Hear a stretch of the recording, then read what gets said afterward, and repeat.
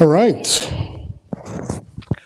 As I sort myself out here, good evening, Moro, Sanbonani, hello, how's it? And welcome to another episode of Liberty and Friends. I'm in a rather new makeshift studio here, and I hope you guys can hear me quite clearly. Indeed, tonight's show won't be that long, and ordinarily on Liberty and Friends, we have a Friends panel, but we don't have that tonight because effectively, I want to chat to you, dear viewer. And also, there are quite a few, or there are two new announcements that I want to make on the show based on the feedback that you guys have been giving me over the past, let's call it 6 months or so. So with that being said, welcome to it. Good evening. This is Liberty and Friends, as I just untangled cords from around me. How are you guys doing? Let's see that in the comments section. I hope you guys are wrapped up. It's rather chilly here in Cape Town. And as we prepare everything here, just give me a second, guys. We are literally building it as we fly it. Let me just check out the comment section. Perfect. Lynette Orr, confirming that everything is loud and clear. Thank you very much for that, Lynette. And again, let me just remind you, you are watching Liberty and Friends. When it is 8 p.m. on a Sunday evening, you can expect to see this beautiful Zulu mug on your screens as we wrap up the news week that was with hard-hitting insights and compelling analysis you will not get anywhere else. Welcome to it.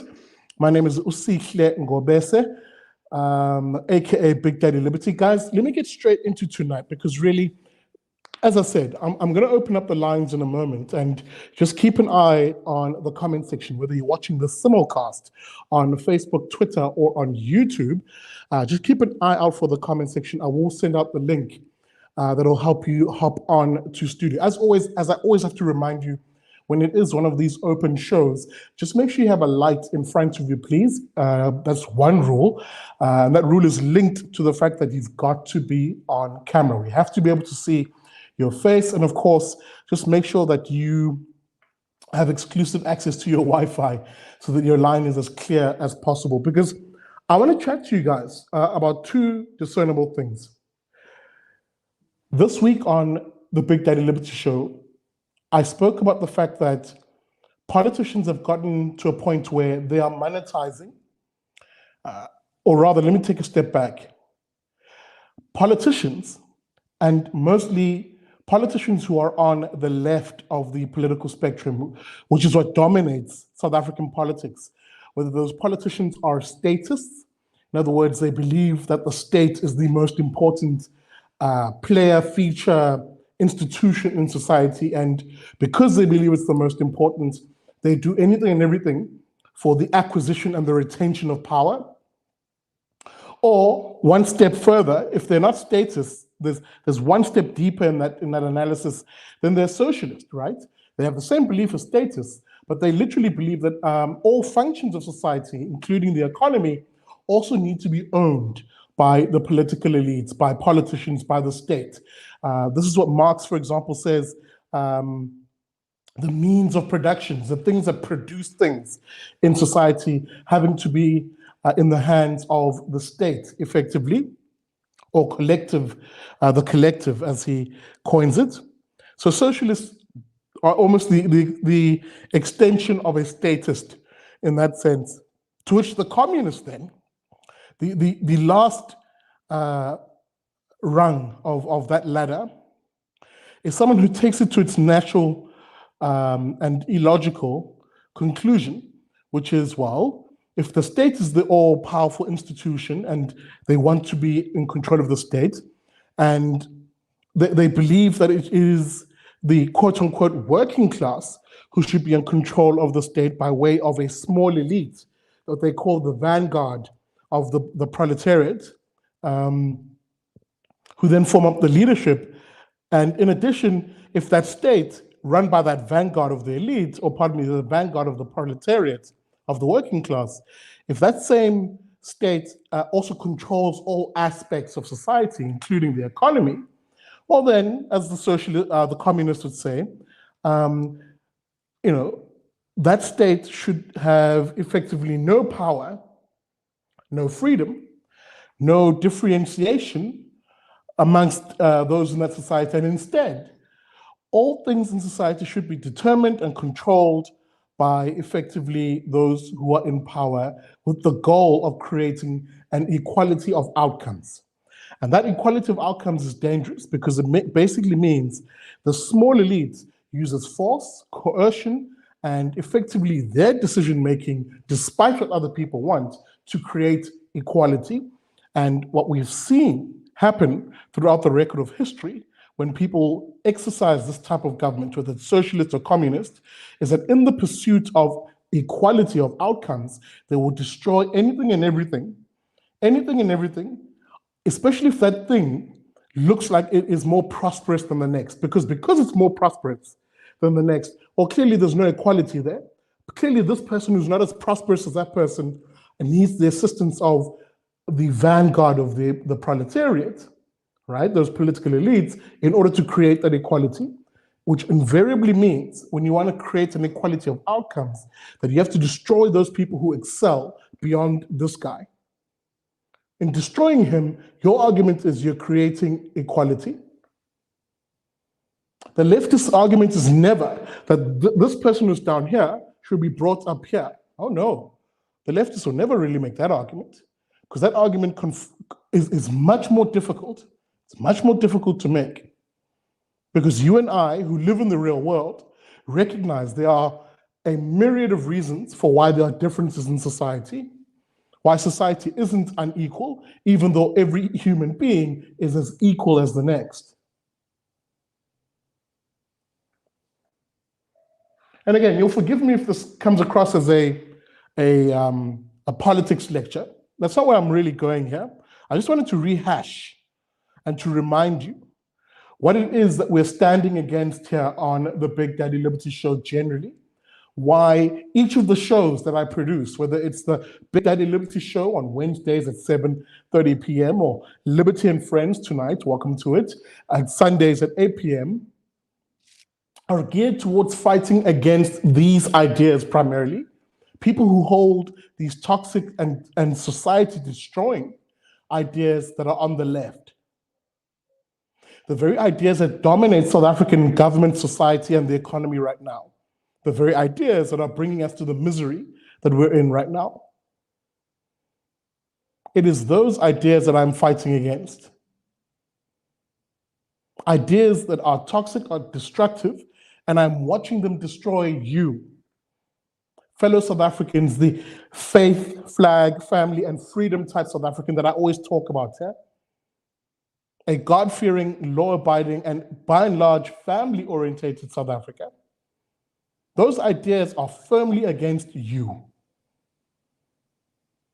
That's why, if I come back full circle, you will see that the people who hold these ideas have no problem in seeing the rest of society, namely you and me, suffer and go through misery and ever increasingly become poorer, so long as they, that small elite that I spoke of, the vanguard of the proletariat, as they see themselves, as long as they're doing well and their families are doing well, then to hell with you, they'll say.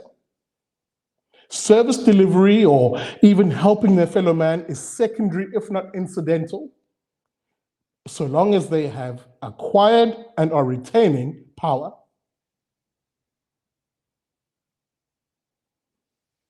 So that it's a meaningful fight for me. It isn't just a, I nearly swore, it isn't just a, hey, we're having fun here. Talking into the camera, yay, look at me. This has nothing to do with me. This has nothing to do with me as an individual. I'm not seeking fame, I'm not seeking celebrity. That's not why I do this. I do this because I care about this country, I care about the families that make up this country, I care about people like you, the God-fearing, law-abiding, and family-orientated South African. You are who matters to me. My ideas, which push back against their ideas, my ideas that push back against the political elites, are designed to empower the faith, flag, family, and freedom type South African. So that those two announcements I spoke of at the beginning. Maybe I'll make them now, which is we are expanding the Big Daddy Liberty Show. There are, pardon me, not only plans now, but machinations. We're moving in the direction of creating a fully fledged alternative media in this country, a media which brings you the news, which brings you those hard insights and that compelling analysis through a decidedly classically liberal or hashtag conservative worldview. The very things that you'll not see in the corporate media, which is mostly left, woke, and leftist.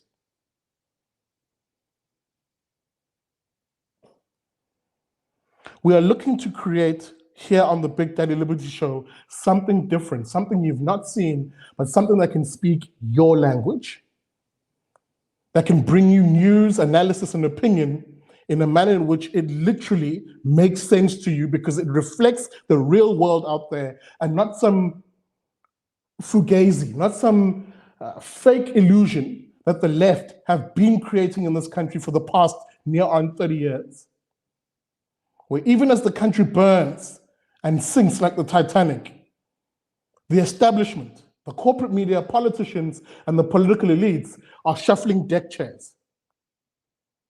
Even as you can see that the ship is sinking, your home is sinking, the place where you have childhood memories, a place where maybe you are raising children is sinking, but they do not care. The establishment does not care because they have learned, even in that chaos, even during a sinking ship like ours, they have learned how to monetize your misery and your poverty. And that was the point I made on the Wednesday show. And that is the point that I'm bringing into tonight's conversation. As I say, someone has to stand up at some stage and say enough. Now, that doesn't mean I'm going to stand for politics or, look for political office. I believe there's a time and a place and a purpose for everybody. And I don't think my purpose is in politics, but rather my purpose is in sharing the ideas that can unite South Africa around key ideas. And those ideas are ideas of liberty, a free, prosperous, non-racial, and property-owning society. Someone has to do the hard groundwork and air work, if you will, of spreading these ideas. No one else is going to do it if I don't. And that's not to say that I'm the only person who holds these ideas. No, that's not the argument I'm making. But that someone has to give up that comfortable middle-class existence in order to do something which is different, in order to unite various voices that I know exist in this country, and to push back against those people, the establishment, who aren't the majority, but because they're the loudest voice in the room, project themselves to be the dominant voice when they're not. So that's the announcement, people. And what is it? Let's be practical. Number one, we're retaining the Big Daddy Liberty Show, the Wednesday at 7:30 p.m. show, but we're going to structure it a little differently. I'm currently in the process, and there will be more finer detail on this, but we're basically going to restructure the Big Daddy Liberty Show to be a lot more like carte blanche, where I'm currently fundraising for it, but I'm looking to be in a position where we can hire journalists, actual hard news creating journalists. For now, we'll keep it to Johannesburg, Cape Town, and Durban. Journalists who will literally create pieces, hard-hitting news pieces, and will do so, bring you the honest news, but definitely viewing the issue through a conservative or hashtag a classically liberal lens. So that we can have effectively South African stories being told, your stories, my stories being told in a lens that makes sense to us, a lens that reflects the reality of who we are, South Africans. And in doing so, provide solutions, interventions that are of a conservative nature, that seeks to uplift the human spirit, uplift the family level in this country, and prioritize the advancement of the individual. So that the BDL show it'll remain a 30, 35-minute show, but effectively it'll be much like carte blanche.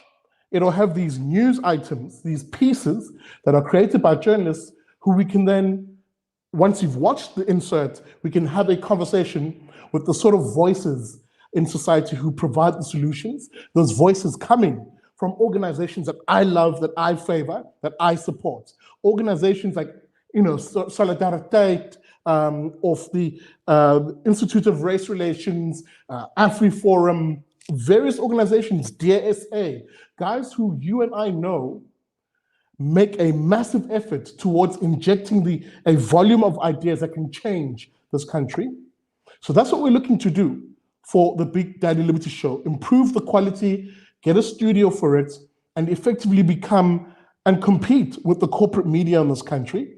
That's as the first announcement I want to make, a fundamental change to how the Big Daddy Liberty Show will look like. All right, so that's currently work in progress. As I won't lie, as I'm trying to garner the funding for it, because it's not cheap, right? It's not cheap. The whole reason why the corporate media is what it is because it's had years, if you will, to build a revenue base that allows them to push their nonsense at least out.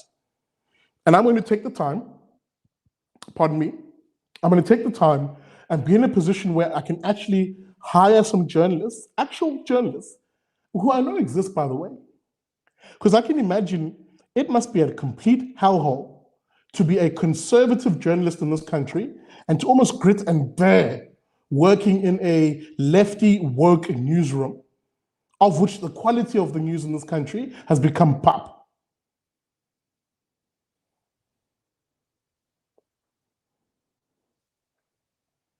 So, dear journalist who is classically liberal or conservative, help is on the way. If I can have things my way, I will make sure I create a space where we can hire quality journalists who can create those hard-hitting pieces that we can then bring to you on the Big Daddy Liberty Show. So that's the first announcement. That's work in progress, and we're definitely moving on that regard, and you'll get more information in this regard. Number two, dear fellow South African, because we're cooking with grease now, we have a new website. Yeah, well, yes, we have a new website. You will find us on www.bigdaddyliberty.com. That will become the go-to, the one-stop shop, if you will, for all things Big Daddy Liberty, whether it is the Big Daddy Liberty Show or Liberty and Friends or various other shows. See what happened there? Various other shows, as we give platform to young conservative voices in this country. So as I said, it won't be a Sihle show. It won't just be me. I'm pulling together voices, people who you've seen even on the show, who will have their own space to grow an alternative media in this country. It's time, people. So you can catch us as we launch it probably tomorrow morning, the Big Daddy Liberty channel. That's www.bigdaddyliberty.com. Check it out, check it out, check it out. That's the second little exciting announcement, things that we've been working on in the background, which brings me to my third announcement, which is we're expanding the offering. We're expanding the shows that you have become accustomed to, here on the Big Daddy Liberty Show tomorrow. And indeed, every weekday from 7 a.m. in the mornings, you can expect a new show here on the Big Daddy Liberty Show called Vuka Nazo. Vuka Nazo, of course, being a Zulu word for wake up with it. That's what it directly means. And what are you waking up with? Well, you're going to be waking up with hard insights and compelling analysis every morning of what is making the top headline so that you can start your day on the right foot being informed. That'll be Vuka Nazo every weekday morning from 7 a.m. It'll never be more than 8 minutes, and it's something you can listen to or watch to start your news day as we build up to this, effectively, Liberty and Friends, where we conclude that news week. So those are the three announcements, folks. Those are the three announcements. We are literally building something which will, God willing, Baruch Hashem, will become I should say, Bezrat Hashem, will become an alternative media source, something that you can come to much like how the Institute of Race Relations started the Daily Friend, and I hope you support them too. We're good friends with the IRR here. But here on the BDL show, unashamedly conservative outlook in how the news is presented to you. So look out for those three things, people. Website up and running and probably going live tomorrow morning. Number one. Number two, the Big Daddy Liberty Show, changing slightly in its format, becoming a lot more professional, and having journalists across the country find those South African stories and present them to you via the BDL show, to which we then have the in-studio conversation with analysts, with experts, to give intervention solutions to what would have been a problem identified in a journalist's piece. And of course, the last issue being every morning from 7 a.m., you're going to see this beautiful Zulu mug in a new show called Vuga Nazo, a short, hard-hitting analysis of the news that you should be paying attention to and informing you. That's from Big Daddy Liberty, hashtag Usihle Gobese. So there it is, people. There it is. That's what we've been cooking up in the background. Trust me when I say this, there's more. There's absolutely more. There's even a national campaign that we're currently working on. So guys, we are literally going to be building this thing and flying it as we build it. But here in the here and now, those are the three things you can expect to see as of tomorrow, Monday, the 25th of July. So thank you very much to all of you, the loyal BDL guys who have been contributing every month. And I've been saying, guys, something's cooking. I'm cooking something. In fact, if you're on this side of the screen, you take a nice deep whiff and smell that stew, that curry, cooking up here in the BDL world, because we're literally working on creating an alternative media space in this country, one that you can trust because it reflects the reality that is of us, the faith, flag, family, and freedom type South African. So that being said, thank you very much. For more information, you'll check it out as of tomorrow, please God, on the BDL website. That's www.bigdaddyliberty.com. You'll also be able to see there how you can support, pardon me, the kombucha came back. You'll also be able to see, as I said, once the website goes live tomorrow at www.bigdaddyliberty.com. You'll also be able to see how you can support the show directly as we grow this thing into becoming an alternative media space. Whew! Before I forget, as I said, there's lots of moving parts here. We're also developing merchandise. So now you can rock that BDL look wherever you are in your community. And so guys, let me park it here for now. Lots of exciting stuff coming. And again, maybe as a concluding thought on this issue, I must thank every single one of you who have literally believed in this project from day one. You know, we started this thing, what was it, a year and a half, maybe 2 years ago. And, you know, it's been a bumpy ride. You know, you and I began this thing and we've built it up from the ground up. And I've always said that it's with your support that we're going to build something far bigger than even me. And you know, that's a tall order.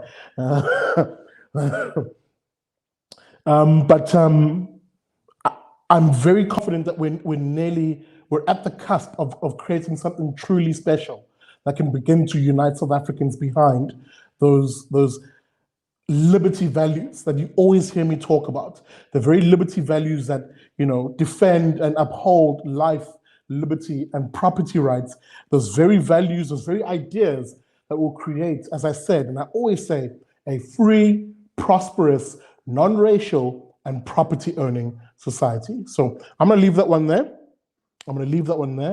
And even as I say that, welcome to it. This is the Big Daddy Liberty Show's Liberty and Friends every Sunday at 8 p.m. There's no Friends panel tonight. So, and I just had to make that announcement at the beginning of the show. I hope that's exciting to you guys. I'll keep an eye on the comment section here. But remember, you can now find us at www.bigdaddyliberty.com. The site is not quite live yet. It will be live as of tomorrow. That's the 25th of July 2022. And you'll find all information, including how you can support this project over there. So make sure you head over to bigdaddyliberty.com. Right, guys. Welcome to it, Liberty and Friends. As always, let's look at some of the news headlines in the week, things that maybe got us interested, got us crying, got us talking, got us smiling, perhaps. I know the petrol price, no one's smiling over that. So, I don't know if I shared the photo. I think I did on Wednesday. Nearly 2,000 Rand. In fact, it is 2,000 Rand to fill up my Baki Ufasimba. Whew. Damn. So that effectively means when I do head back to KZN to the farm, from here in Cape Town, I've been in Cape Town for the past 2 weeks. It might realistically cost me what? It's roughly 2.5 tanks. So near on what, 4-5 grand, just to make it back to KZN.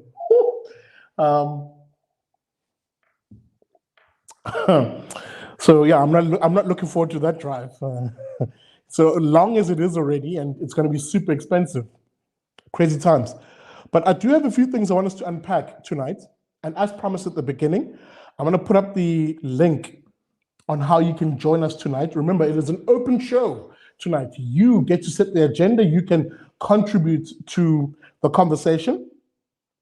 So keep an eye, please, on the comment section, whether you're watching this on Facebook, and then he said Tinder.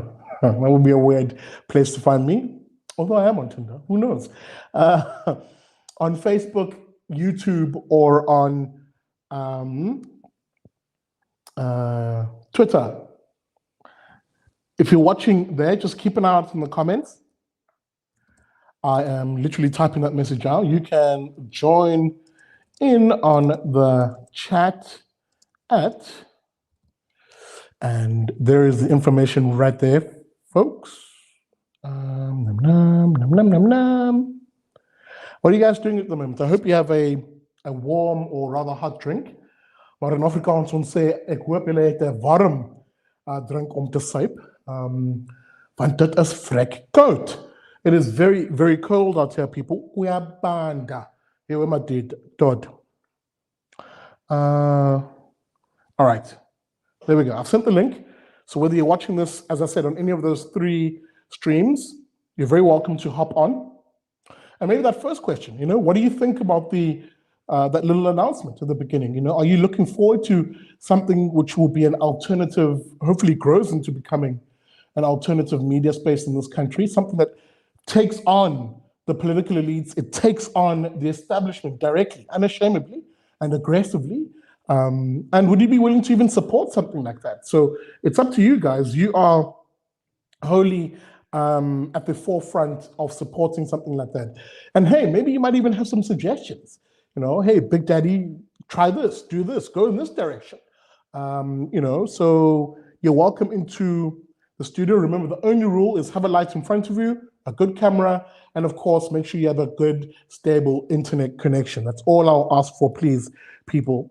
As I said, maybe you want to comment on that, or maybe you want to comment on some of the stories that I'm going to share with you in a moment, things that I know made headlines. And let me begin here. What a hectic couple of weeks it has been in this country. With effectively, let me get to my notes here. We've had a situation where, and I'll tell you where this stems from. Just yesterday, Saturday at 11 in the evening, reports came through of another tavern shooting, this time in Garankuwa, just outside of Tshwane or Pretoria, on Friday evening, this was 22 July. And indeed, another shooting happened. I'm just trying to remember the name of the place. I think it was in the Northwest Province, in Extension 23, in Johannesburg, where a robber patrons were robbed and shot at. In the Garankuwa incident that happened on Friday evening, late Friday evening at 11 or so, 2 people were shot dead, and I think as many as 7 were injured in that incident. Now, you've got to remember, this comes off of the back where a week prior to that, a mass shooting had happened at a tavern in Soweto, which shocked the nation, where, you literally, I mean, I don't even know how to unpack this one without losing my mind a little bit, because we're talking about a week prior to that in Orlando, Soweto, where 15 people were killed in that particular incident where rebels were shot and shot at by people who entered the tavern and shot at people. In that same weekend, there was a shooting. 2 people were killed in Katlehong, which is about 40 kilometers east of Johannesburg, if I'm not mistaken. And in Sweetwaters, same weekend, in Sweetwaters outside Pietermaritzburg, there was a shooting also there at a tavern where 4 people were killed in a particular incident. That was in one weekend, dear South African. That was in one weekend. A nation was reeling, realizing that in real terms, law enforcement in this country is non-existent. In those few spaces where we congregate just to have a sliver of fun, maybe to have a drink with some friends, chill, unwind in the week, South Africans, even in that space, that happy space, mowed down, shot like dogs in the street. Mass murder. And initially there was an expectation of, oh, well, womp womp, that's just South Africa, isn't it? And I think South Africans said, no, absolutely not. Yes, we recognize this country is a violent place. We recognize that. We're not pretending as if we're some peaceful utopia. But even in a violent country like ours, it is absolutely shocking that effectively 26 people plus were mowed down like that. And what did we, sorry, as I'm tongue-tied there, what did we expect the politicians to do in response? Well, in a functioning society, we'd expect political leadership to come through and say, you know what, this is a tragedy of X proportions. We're going to do X, Y, Z. And no longer will we be reactive as the police. We're going to put more resources. In fact, you would expect politicians to say something like, well, we're actually going to give up the 2 billion rand that we spend on ourselves, on our own private security, and pump it into making sure there's more boots on the ground, more visible policing, so that you, the faith, flag, family, and freedom type South African, benefits from law and order. That's what should have happened in a functional society. But instead, as we've become sadly accustomed to, a certain asshat of a police minister will either give you one of 2 responses. Either he'll do this.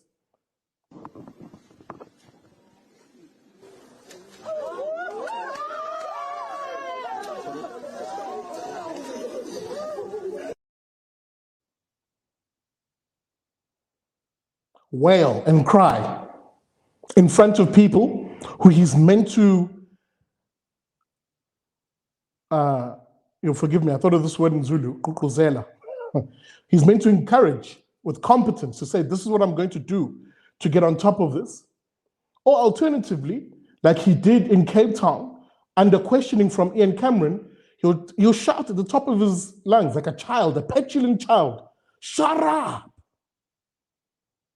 Those are one of the 2 responses we get from the political leaders. Again, underlining, underscoring, emphasizing that these people don't give a flying fudge about us and our lives. They believe the bubble that they live in of 24-hour security, armed to the teeth, surrounding them, pushing away as plebs. They've come to believe their own lie. That's what the national government, which controls law enforcement by and large, whether it should be controlled by them or not is not the issue I'm prosecuting tonight. because I've got my views on that. But insofar as they're responsible for enforcing the law via the South African Police Service, they are failing miserably at it, and we are paying the cost of that in the lives of fellow South Africans who can't even go out and have a drink in peace without the fear of being mowed down. So that you can understand my anger. Because it's not them doing the dying. It's not the politicians doing the dying. It's you, it's me. It's loved ones.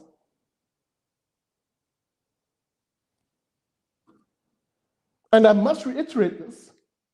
We are on our own. These criminals know this. They know that by and large, no one's coming to deal with them in any capacity from the state. You don't believe me? Watch this. This happened in Klerksdorp. When, I'm not sure, but is this not, this image, this video, is it not just symptomatic of that sentiment of we are on our own and the wolves are at the gate?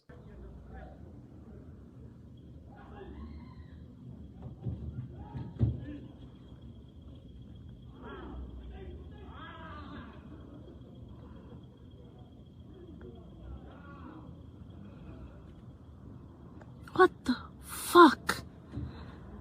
Klerksdorp fucking guys never cease to fucking... What the hell?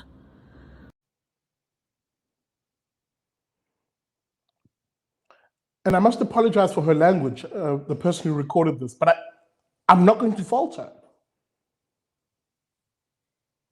I'm not going to falter because you yourself could see exactly what would bring out the profane. A situation where, much like an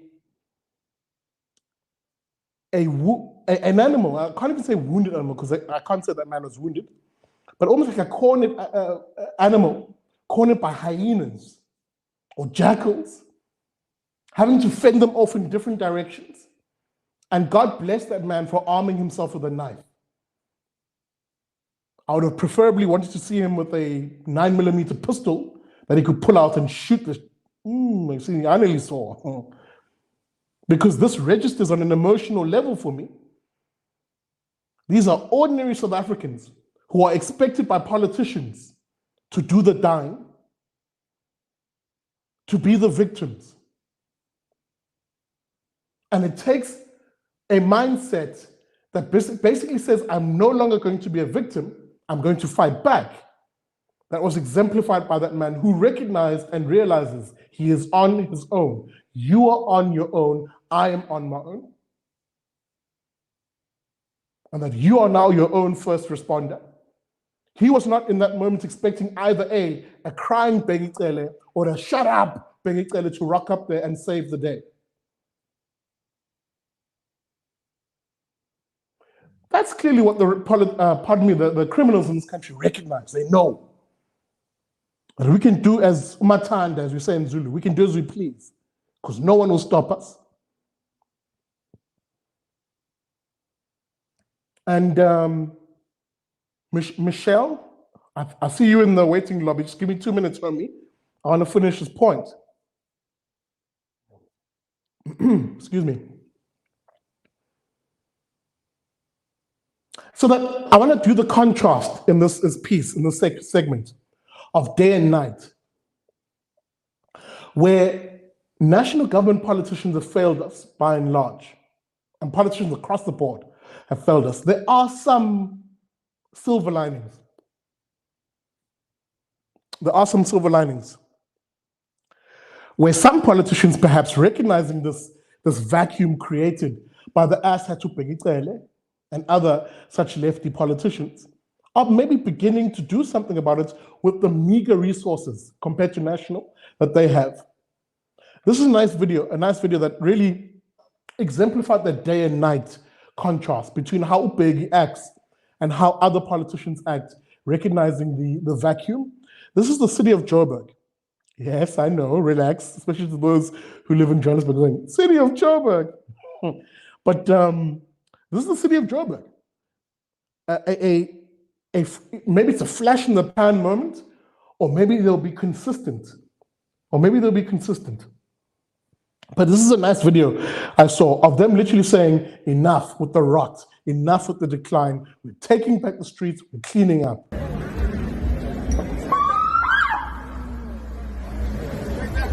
Meneer. Okay. I want to travel more and have some so you are disturbing me now. Bye-bye. Yes.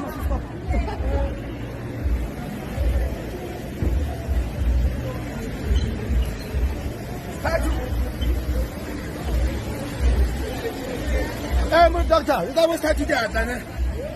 What's time to get so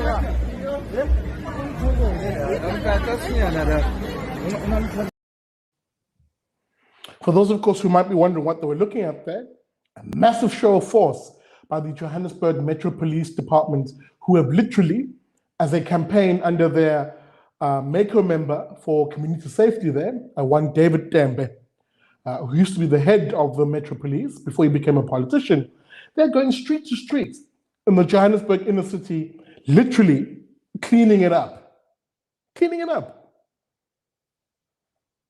Reinstilling a sense of law and order as the foundation of any economy.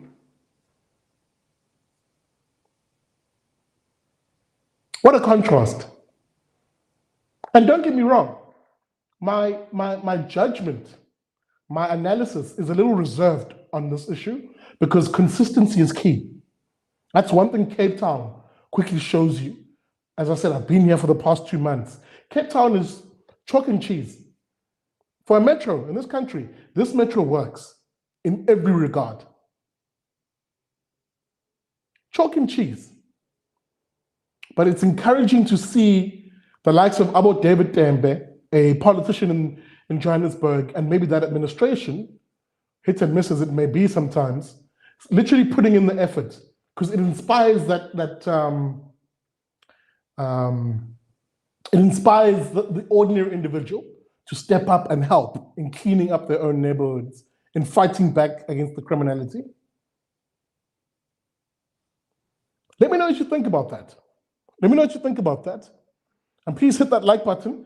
I do have a guest with me. Oh man, I'm probably butchering his name, but he'll correct me as I bring him on. Michel? It's pronounced Michiel. Hello, Big Daddy. Nice to be on. Big fan of the show. Big fan of the show. I've been subscribed for a while now. I just want to, I guess, preface the conversation by my heart goes out to the individuals involved in the shootings this past weekend. I mean, it's now even a plural. It's not even a once-off occurrence, which is horrific. So I'm phoning in from the Netherlands. I am an expat, but I am born South African.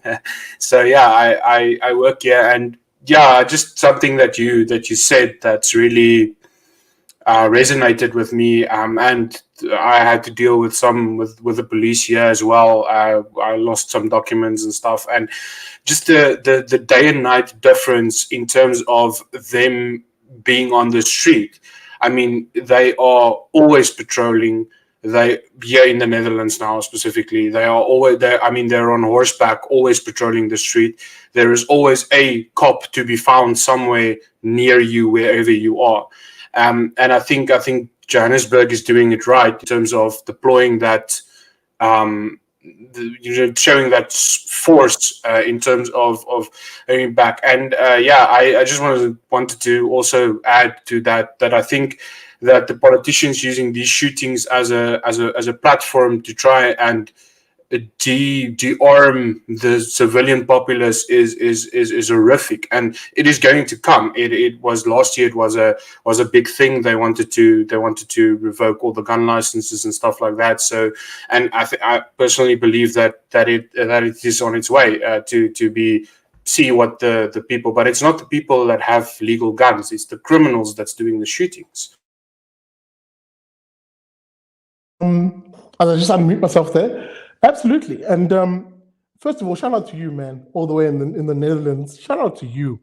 And then I know the Netherlands, the boer out there, and I say boer in the sense of the farmer, as the word implies, are literally up in arms insofar as what that government is trying to do. Again, speaking to the point you were making indirectly of governments that then overreach, right? Over governments at which they quite literally should be pushing as far as holding the rule of law line and then not overstepping that boundary of then infringing on individual rights, or in the case of farmers in that part of the world, infringing on the rights of farmers, producers, people who are entrepreneurs, agri-entrepreneurs. I might pick your brain on that. I don't know if you're aware about it, but but to your point, you're absolutely spot on.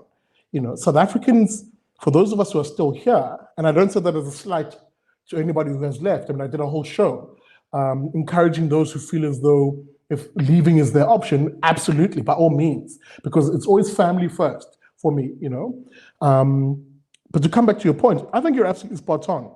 We're in a position as South Africans where it must be a coalition of the willing, a coalition of those South Africans who want to effect change, who want to reclaim the streets, if you will, to literally band together. And I always say this, Michael, I always say this, it is a function of a three-step approach. Number one, you build unity, you rally people around you and you say, guys, we're different, I get that. But there must be something that binds us together. And I always say this on the show, the thing that binds all South Africans across the racial lines, across the income line, across the gender line is three fundamental things. Number one, we are a God-fearing nation. 97% Christian, strong Jewish communities here in Cape Town and in Johannesburg. Here in Cape Town in particular, very strong Muslim communities. And of course in Durban, my other home, massive Hindi community. We are a faith-orientated society, deeply, deeply, deeply rooted in deriving our values from our faith. That's what that's what I mean when I say faith. It's more the values we derive from it. I don't care who you praise and how you praise them, but the values that are common. We're a God-fearing nation. Number two, we're a law-abiding nation, by and large. I mean, we tend to forget, because of the amount of crime we have, that the overwhelming majority of South Africans are law-abiding. They're good people who just want to get on with, waking up, going to work if they do work, in a safe environment, making sure their kids get to school in a safe environment, et cetera, I can go down the line. So that if you were to isolate the total number of criminals in this country, they would not even fill a small stadium like FNB. I say small, it's not really small, but you know what I mean. But even that number of criminals can wreak absolute havoc in a society like ours. So that law enforcement, therefore, becomes incredibly important. It's a critical function of government. But as I said, God-fearing, law-abiding, and by and large, we're family-orientated. South Africans, by God, you can have a South African who will wake up early, 4 a.m. every morning, catch a bus at 4:30 to be at work by 6 or by 5:30. Insane kind of conditions that people will put themselves through for the benefit of family. South Africans will, at times, even at what seems like an illogical thing to do, will bend over backwards for the benefit of family. Those three things are common to us South Africans across the divide. So that I argue, therefore, if I come back to where I began, is you build a unity of purpose amongst those South Africans, people who recognize that I have an imperative, and it's important to me to conserve something of this South Africa that protects the faith, flag, family, and freedom type South African. Once you have that unity, you move on to the next step, where you organize them, where you say, okay, guys, we're united around a certain core of ideas, we're united around a certain values, pardon me. Let's organize ourselves. Who's good at what? What skills do you have? I have these skills. How do we do this? Let's do that, let's do this. Once you have a set of organized, engaged, and united citizens, you then move to that third progressive point, which is you mobilize those people to do something about something. So if the issue is crime, then by goodness, let's mobilize and let's do it based on the skills we have, the knowledge we have, and that unity we have as a community. Whether the issue is feeding the poor in our community, maybe if we have an informal settlement next to us, by goodness, we mobilize around that. Those three things will serve us well as South Africans, as opposed to what we're seeing now, which is this weird thing that some of us do of hoping there'll be a political messiah that helps us. Michael, your final thoughts? Yeah, no, 100% agree with you there. So on your point about the Dutch farmers protesting, they absolutely do not condone the government overreaching, especially in industry that the government has no business in I guess regulating in terms of the regulations that they want to pass. And then to your point as well, Big Daddy, that I think a lot of the core issues with in terms of crime specifically that South Africa faces is that we are, well, South Africans in general is, like you said, waiting for this one guy that's going to correct all. Everyone thought it was Cyril when he took over, and we all know how that turned out to be. So I guess yeah, it's rough, but yeah, I can just say I still have family in SA. I speak to them daily, and yeah, it's just a message of hope, man. You just got to keep hope and protect yourself and your loved ones, and yeah, you just keep on going. And I do wish everyone luck and safety. So yeah, it's keep safe and keep your family safe and do your best. I appreciate the time. Absolutely, and God bless to you. That's Michael out in the Netherlands. Shout out to those Dutch farmers, man, who are literally holding the line against tyrannical states. And maybe as a final thought on that, and it's something which we'll unpack a little bit, because I think it offers insights into what is likely coming in South Africa too. There is a war going on. There is a war going on by effectively the political elites, the establishment, as I often call them, the political elites, politicians, and the corporate media, who are hell-bent on pushing a vision of a false utopia, a false leftist utopia that they're trying to create by force and by lies, if I can put it that way. Where the government uses force, the corporate media have been there to lie on their behalf. There is a war, therefore, going on between the establishment and ordinary folk. Ordinary folk.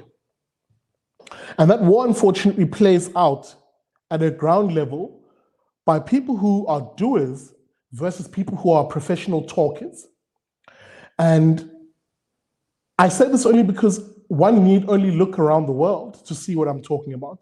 Look at how the Canadians, for instance, began with those mass protests by truckers, doers, people who work with their hands, who deliver the very things that the political elites and the establishment need, right? And the assault against those people by their political elites. Look at what's happening in the Netherlands right now, where the farmers are rising up and saying, to hell with these laws, with these regulations that seek to destroy, in the name of the green agenda, a farming community that feeds a nation, indeed feeds the world. Dutch farmers are some of the most productive farmers in the world. I think number 2 behind the US in terms of produce put out. And it's those individuals who are now literally putting and holding a nation to standstill to say, you need us. You need us, the actual doers, the creators of things in society, reminding the laptop class, reminding the establishment, if you will, that nothing happens without the doers. I think it's those people around the world who are going to push back against this elite, if you will, the political elite in particular, and the establishment more broadly. And I think South Africa will play out the same way, albeit in a South African way of looting and destruction, unfortunately, where it's been the poorer segments, and even joined in this case by the working poor, who are going to say, actually, enough for the society where we can never make it as poor working people, or as just even middle-class working people. Enough for the society where the establishment keep piling things on, making it more and more difficult for us to just get on and get by. Woe is that society when that effectively breaks down. And here's my prediction. It will begin with the taxi drivers. I shouldn't single them out. It will begin with the taxi industry. I think once the taxi industry in this country says enough, and again, I'm not prosecuting the issue of whether the taxi guys are good or they're bad. That's irrelevant to the conversation.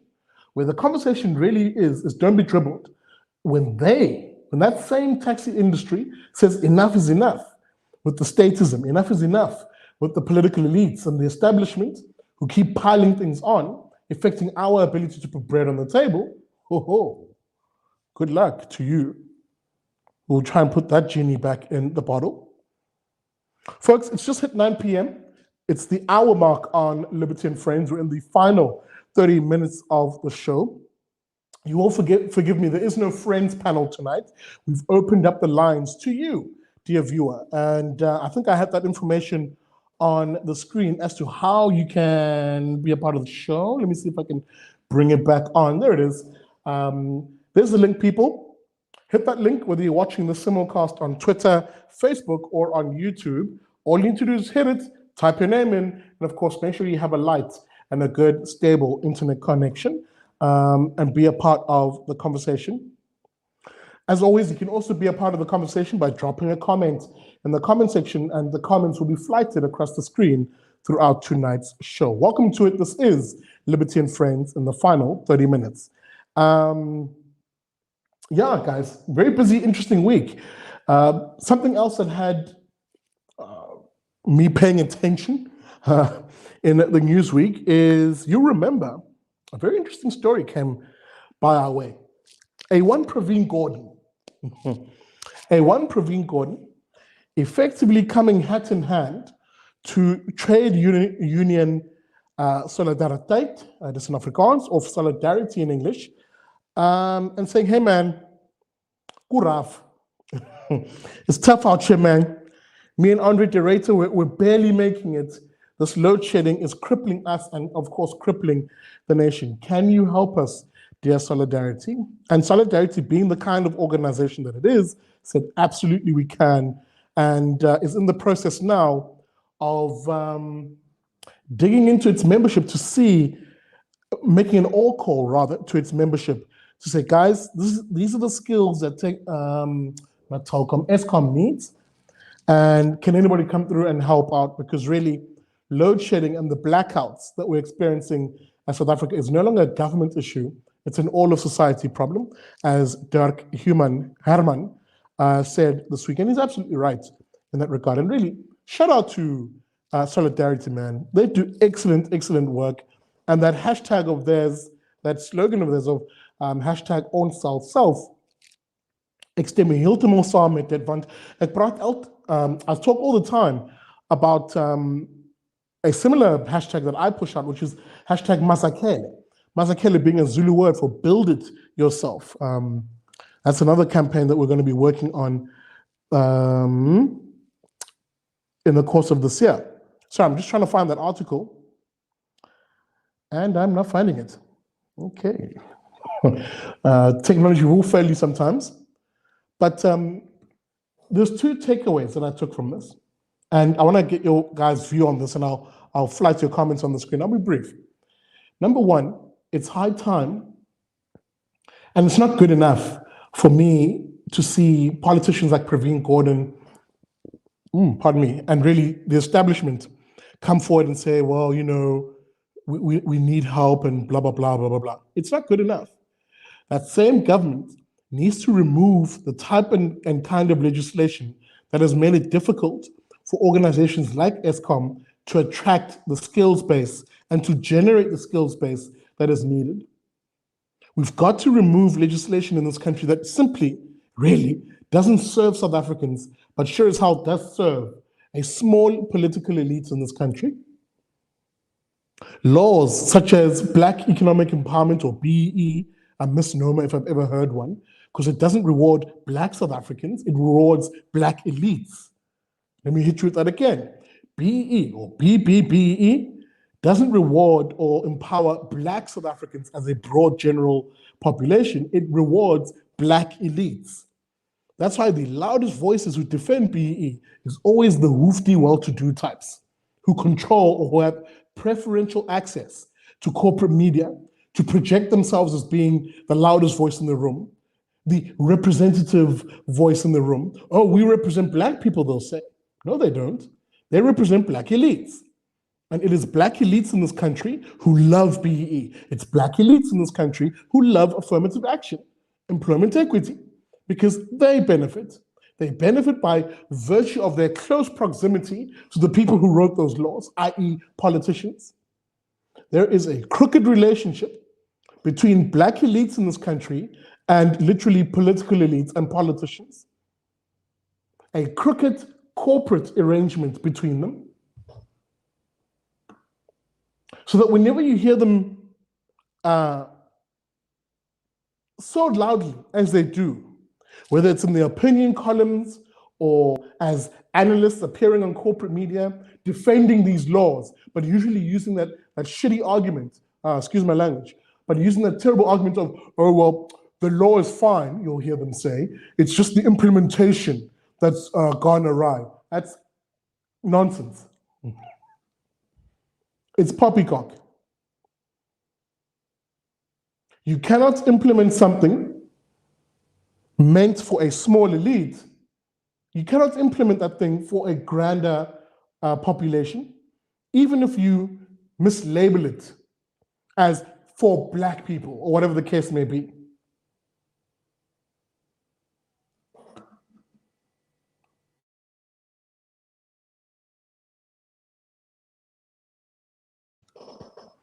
That's simply not how that works. Pardon me, guys. We had a bit of a frozen screen here. That is simply not how that works.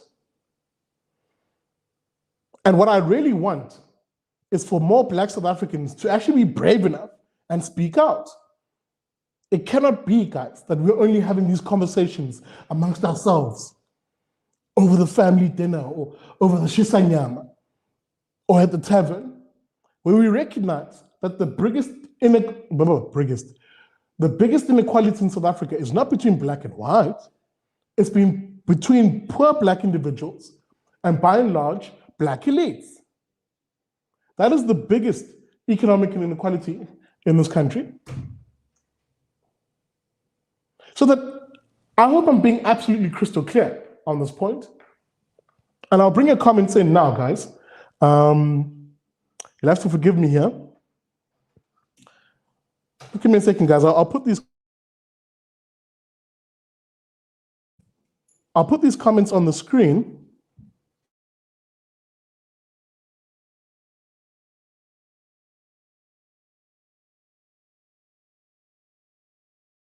And even as I'm doing that, please hit that like button, hit that subscribe button. Guys, help me grow my YouTube numbers too. If you are a fan on Facebook, why don't you head on over to YouTube and just hit that subscribe button and hit that that bell icon to be notified. Jared Denise. I'm sorry, Jared, if I'm butchering your surname, dog. LOL, he says, race shouldn't be important anymore. It is us against the government, not black, white, blue, or pink. Government is kicking us all to the curb. Jared, I agree. I've always said this. I absolutely hate BEE as a law. I absolutely hate employment equity as a law, because no politician should ever have an applause when they stand up on the stage and say, oh, I'm going to help this group of race or that race or blah, blah, blah. Don't help me because I'm black. Help me because I'm poor. South African empowerment policy would go a much longer way. It would be much more meaningful if it helped people based on their poverty status, on their income status versus their racial status, because it would do two things. Number one, that same empowerment policy would target people who actually need the help, i.e. poor people. And number two, would exclude the people who don't need the help. It is morally repugnant that you can have a law like Black Economic Empowerment or broad-based, another misnomer if there ever was one, a law like BEE, which claims to help black people, primarily arguing that it's helping black people because they're poor, but then conveniently seems to help only those richer and elite black people at the expense of poor people. You mean to tell me that the chap who lives on a shack in a sand dune here in Cape Town is a beneficiary or realistically sees themselves as potentially going to benefit from BE versus a black child at an elite school whose parents are both CEOs or doctors or professionals, who more likely, because of their proximity to politicians, their proximity to elite circles, will benefit from laws like BE? Who of those two scenarios will benefit? Highball. We've got to start having these conversations as Black South Africans, honestly and frankly and loudly, so that we burst the myth that somehow these pieces of law have popular support when they don't.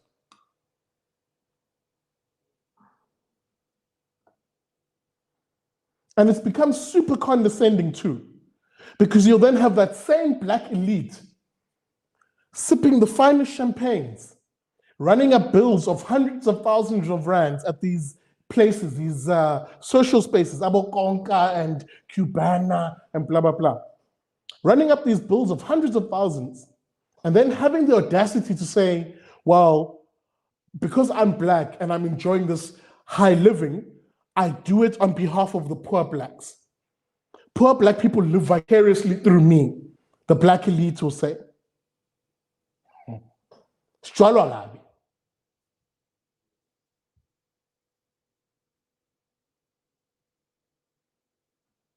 But maybe that's just my house. Maybe that's just how I see it. Because I can tell you now,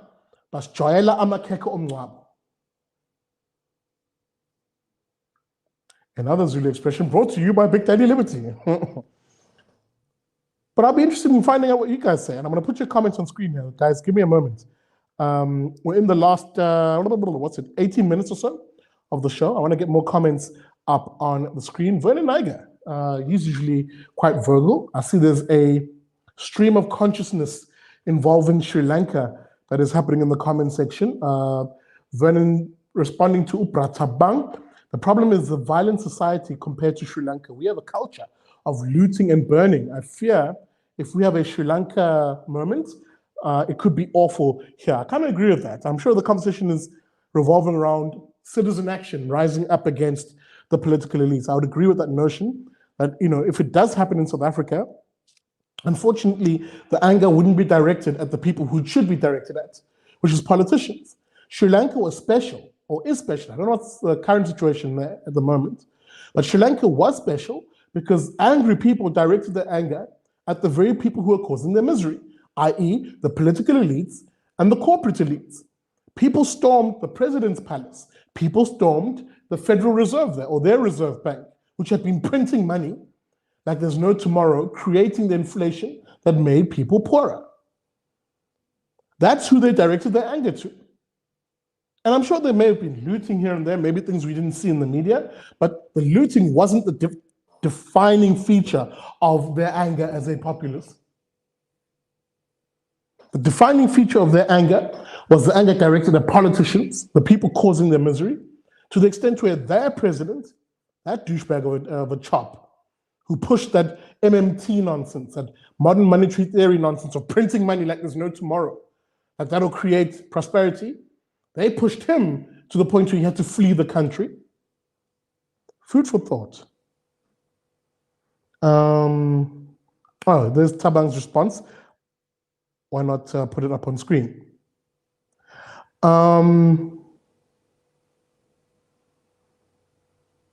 Aniki Kruger making the meritocracy case, and she's absolutely right. Don't give me this job because my race or my gender says something, meaningless as it may be. Give it to me because I'm competent, and my focus as a black professional has been on my competence, not on trading on my skin color. That's what non-racialism actually means. To which case, you should be very careful. There's a difference between being a non-racial individual and an anti-racist, but I'll cover that in another episode. Vair Smil. Ramaphosa revealed his true colors yet again by endorsing the Black Industrialist Conference this week. Absolute nonsense that nonsense was. Absolute nonsense that nonsense was. Wow, Sinclair. But imagine if, guys, it's racist. it's actually racist. And I don't use the word like lefties, who basically use it like tomato sauce. They just slap it on everything. That's racist. No, but it's actually racist. Black industrialists. What kind of nonsense is that? Imagine if you had a situation, and this is how I know the left is intellectually dishonest. They'll look at something called black industrialists and go and say, oh, that's progressive, they'll say. Oh, that's fantastic, especially given the 400 years of oppression and apartheid, blah, blah, blah, blah, blah, blah. Of course, there should be a black industrialist, they'll say. But this is how you know they're being intellectually dishonest. Because if I were to say, well, let's see South Africa form a white industrialist conference, or an Indian industrialist conference, or a colored industrialist. Oh no, they'll say, you can't have that. That'll be racist. Oh, really? You suddenly understand it's in that context, but don't when it comes to your preferred racial grouping.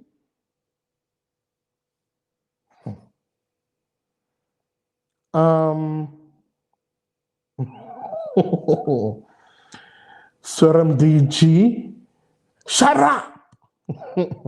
Shout out to the ass hat, man. You'll love that comment.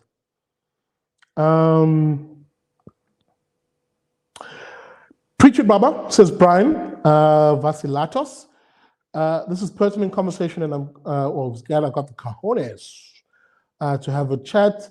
Tabang Maklala, BE should be renamed for the benefit of the black elite. It really is. It really is.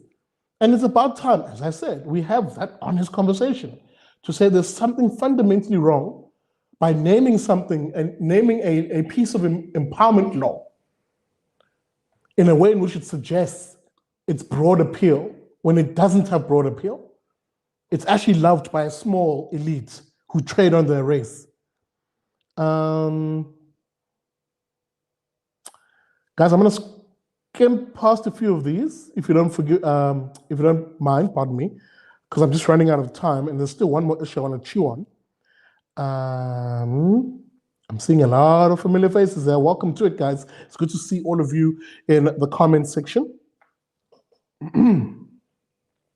Ishmael, the thing is that he speaks to the elite who support him and to the majority of people who do not understand what his words mean. Ishmael, I think you're either referring to me, maybe, or maybe you're referring to Ramaphosa at that Black Industrialist Conference. I'm not sure, but if you are criticizing me, that's totally fine.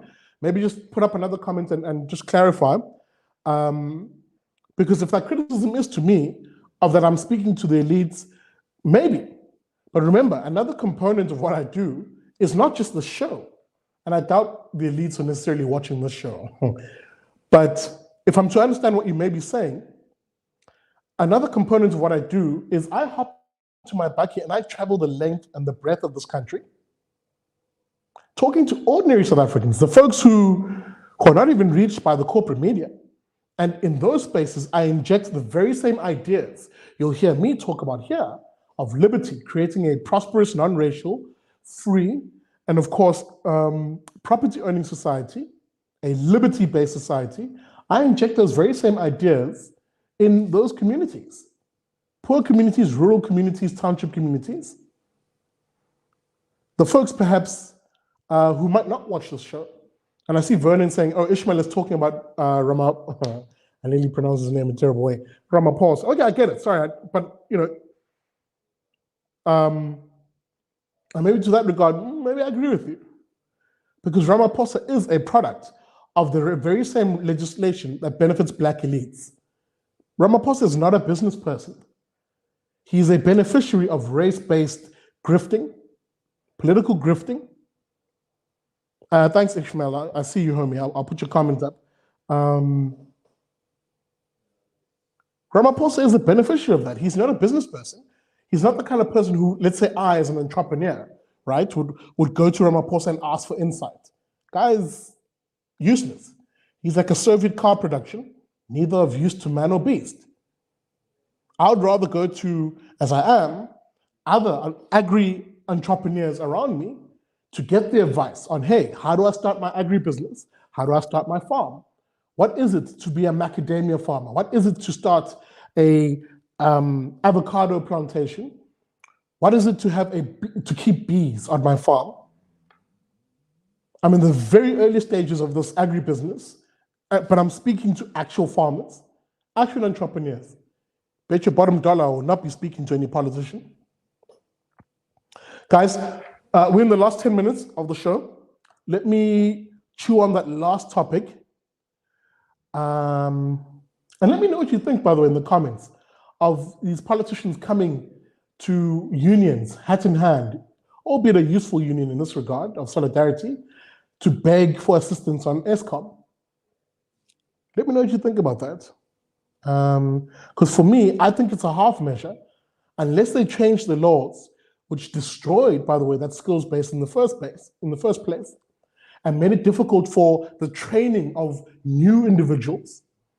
Whether you want to view that through a racial lens or not is irrelevant, but we destroyed through bad legislation, through bad policy, the ability of older generations who held the skills to impart that onto a new generation, so as to look after these assets like power stations, destroyed it by bad legislation.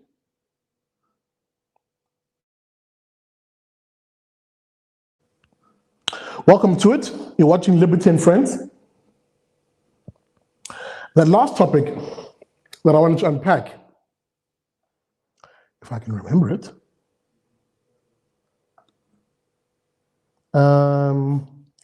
KP, pardon me. Yes, I do know Upenwell. Not personally. He was actually meant to be on the show 2 weeks ago, but I fell ill and I postponed that show. So Penwell will be on the show at some stage.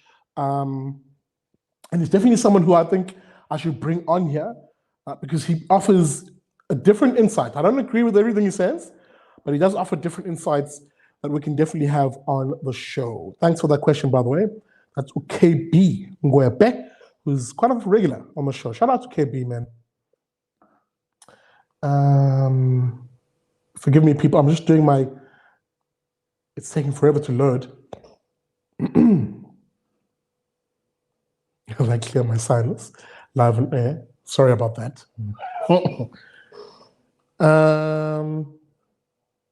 Look at that. Just saw a comment from my cousin. Saying that, he's typing me a message, asking, hey man, when are we doing that solar system? Because as he's sitting right now, he's typing this in the dark. Man, oh man. Man, oh man. Is that not just the reality for South Africans?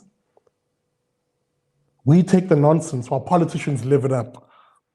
I mean, look at that story of A1 Patricia de Lille spending millions in installing generators in the homes of politicians, effectively also giving them unlimited diesel or petrol supply in order to power those generators, all through that load shedding nonsense.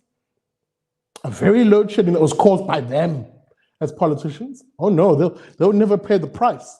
They'll never pay the cost of their bad decisions. Those are pushed onto us.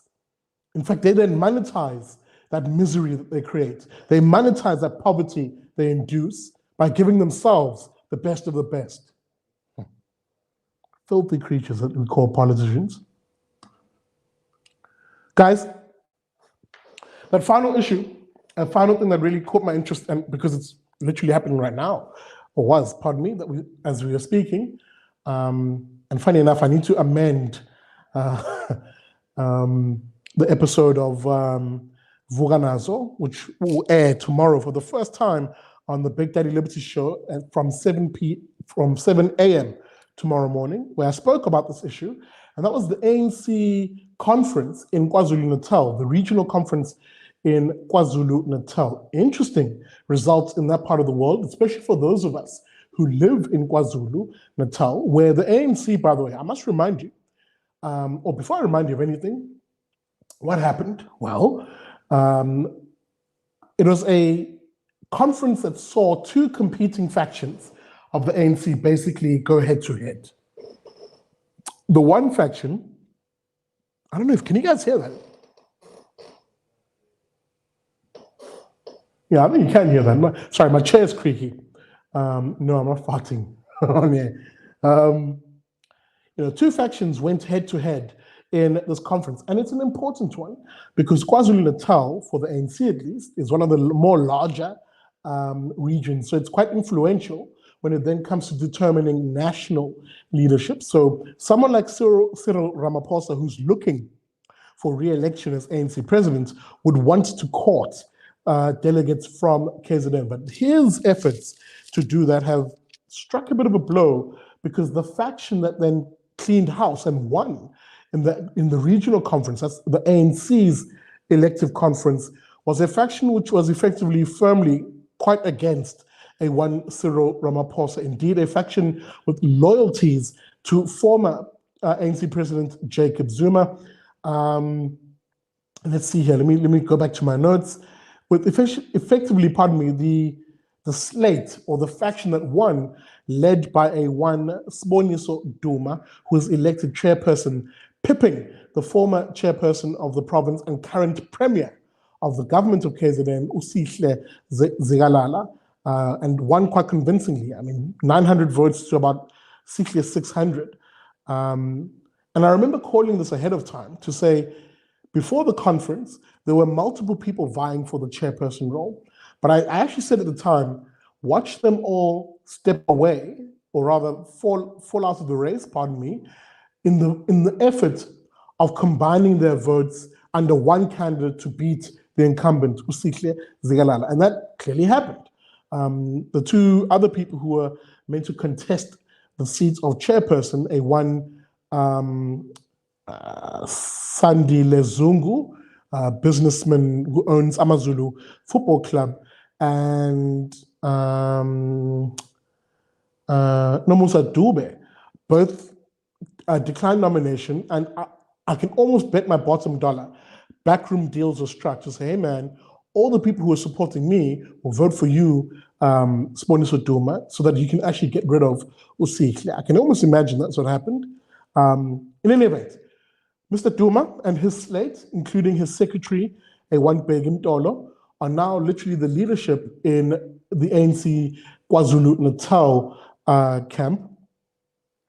And I think a lot of us who live in KZN are wondering, what will this mean? Because there's two trends you need to pay attention to. Number one, ANC support in KZN has been on a precipitous decline, symbolized by the local government elections, where the ANC did not get even 50% of the vote in the province, if you tally, of course, the results from all the municipalities, thus creating a picture for them that they're very aware of, that 2024, the upcoming provincial election, will be a tough one, and one which they may very well lose to an IFP government, coalition government, where the IFP is in leadership. There's a strong chance of that. So that, for me, it's quite hilarious to see ANC members not learn the lesson of what got them into this position in the first place.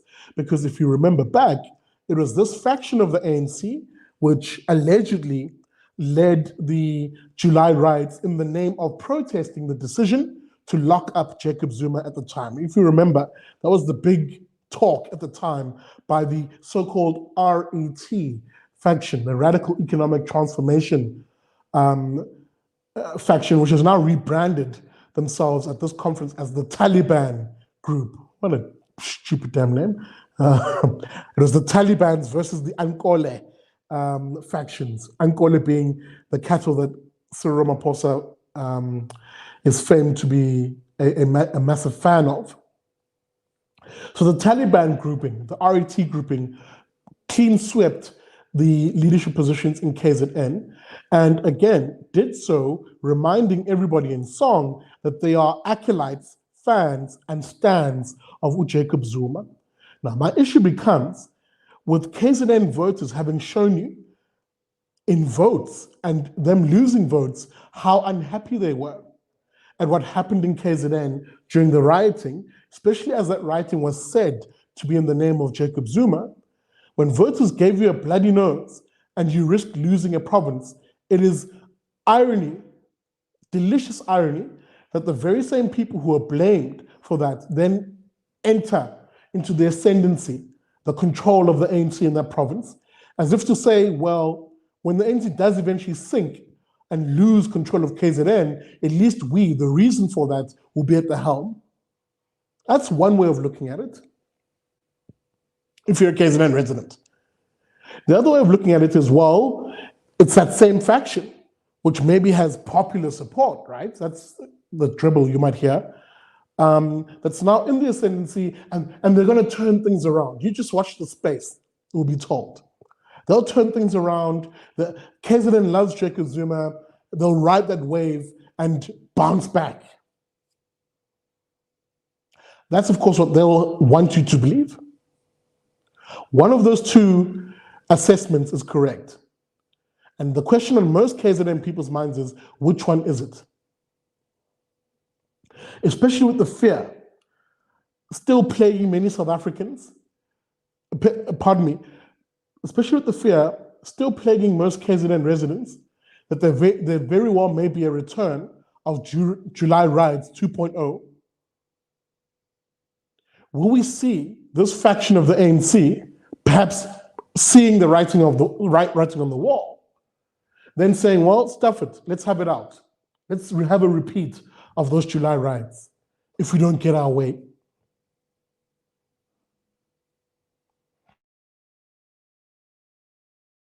Real concerns here, people, because KZN, like most provinces with the ANC at the helm, is just a mess of a province. Nothing the ANC has touched in that province has turned into anything other than shit. Excuse my language, my bad, guys. Been like a sailor tonight. So that Usbone Sotuma and his slate actually have their work cut out for them in terms of rebuilding the image of the ANC in their province. Because I can tell you now, in the last 3 elections in particular, it has been, if it were a graph, it would be a downward spiral graph, where this election very realistically might see them lose power. Very realistically, if you judge off the data of the local government elections, where they couldn't even muster 50% of the provincial vote. And it's that environment, or pardon me, it's that province that is, much like I see Erica saying, a powder keg, where that is happening in. Desperate politicians who maybe see the writing on the wall. And it begs the question, what will they do? Because remember, for leftists in power, for them, and for any politician really, I should stop saying leftist politicians exclusively, it is about the acquisition and the retention of power at all costs. And it's that all cost part which frightens KZN residents, because the costs are often borne by us, ordinary people, as we saw in the July rioting. I mean, there was even a point where, and I'll need to correct this in tomorrow's Vuganazo episode, where the ANC president himself, Cyril Ramaphosa, after seeing his faction effectively lose, actually at that point of recording the video, had said he's not going to come and address the ANC KZN conference to close it off. And I saw just before this broadcast that actually he did eventually rock up and speak there. So I'll put a little note on that on tomorrow's episode with that update. Because the ANC is now a party of factions. All of these factions see the writing on the wall when it comes to 2024, the real prospect that they will lose. And trust you me, one of 2 things will happen when a hyena is literally cornered like that. One of 2 things will happen. A, they will loot as much as they possibly can in the remaining time that they have in government. Or B, in order to retain power in some way, they will embark on a campaign of chaos, destruction, tyranny, in order to create an environment of fear, in order to retain power. Both of those scenarios are frightening, but it's up to you to do something about it. Guys, let me call it there. And even as I say that, let me know, guys. Let me know what you think. Your comments are always most welcome on the show. And I'll be reading them, especially as the show ends. Apologies for not putting as many as usual on the screen.